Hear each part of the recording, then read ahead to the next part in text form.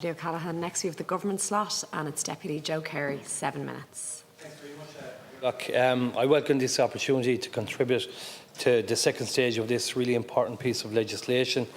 The life-changing discovery by so many householders in County Clare of the presence of pyrite in their homes over the past number of years has exposed the really fundamental flaw of the previous scheme. That is that County Clare homes were simply excluded, they had no access to grant aid whatsoever, nowhere to turn for redress. The establishment of the Clare Pyrite Action Group by Dr Martina Cleary in September 2020 has led to the welcome government decision of the 14th of June 2022 to include County Clare in the new scheme which we're debating here today. Affected householders in County Clare have travelled a long road to get to this point. I want to pay tribute to the sustained campaign of the Clare Pyrite Action Group, led by Chairperson Dr Martina Cleary and the Vice Chair Mary Hanley, working together with Clare County Council, the Director of Services there, Anne Hawke, her team, Siobhan McNulty and Tony Neville, together with expert engineer Simon Beale. I also want to mention the great work of the Clare champion journalist Fiona McGarry, who's covered this issue extensively over the past number of years.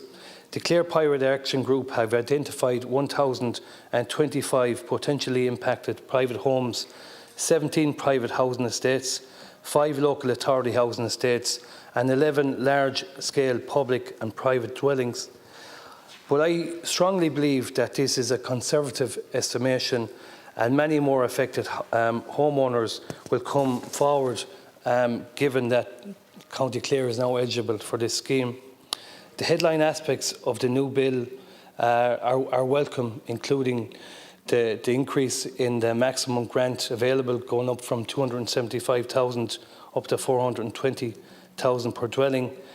Grant rates in keeping with the construction cost report prepared by the Society of Chartered Surveyors Ireland, a government guarantee in relation to the remediation works other than full demolition and rebuild options 2 to 5 through eligibility for a second grant if required for a period of 40 years, the introduction of an independent appeals process for applicants with all key decisions under the scheme applicable to by homeowners, alternative accommodation, storage costs and immediate repair works to a maximum value of 25,000. The housing agency playing a key role under the enhanced scheme by taking on the financial cost of testing and assessing homes and determining on behalf of the local authorities the appropriate remediation option and the grant rate for each dwelling. The extension of the enhanced scheme beyond the current scope of the principal private residency only to cover rented dwellings registered with the RTB and exempted development status under the planning legislation for remediation works carried out under the defective concrete block scheme on a like-for-like basis. A number of concerns have been expressed to me with regard to the proposed new scheme, and as with everything, the devil is in the detail. With a lot of these matters, they have been discussed by the working group which was set up in June 2021, including affected householders from counties Donegal and Mayo. This working group did not involve Clare homeowners, and while I acknowledge that the Clare Pyrite Action Group were given a briefing on the general scheme of the bill by officials literally days after its publication, and the opportunity that they got last week at the Joint Oireachtas Committee, that's the sum total of their involvement in this scheme, and which is really, really disappointing. The principal issues that have emerged and have been raised with me by the Clare Pyrite Action Group include principally the damage threshold.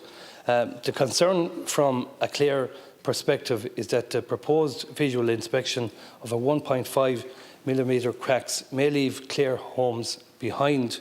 I say this because access to core testing has enabled County Clare homeowners to make an undisputable case for inclusion in this scheme.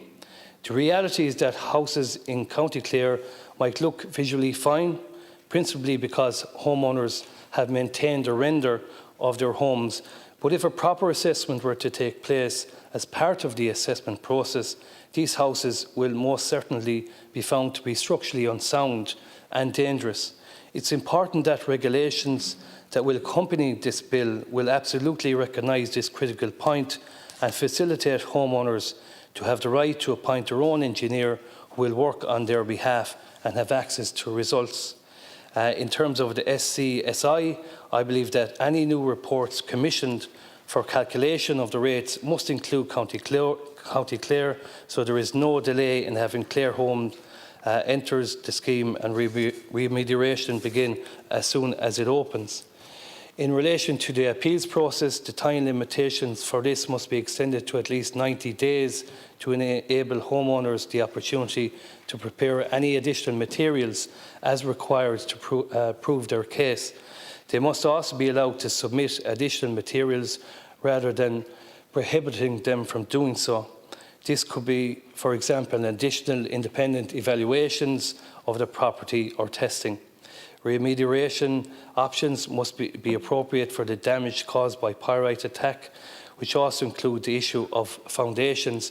Essentially, householders can't rebuild their homes without scientific testing and its assurance that their house foundations are sound.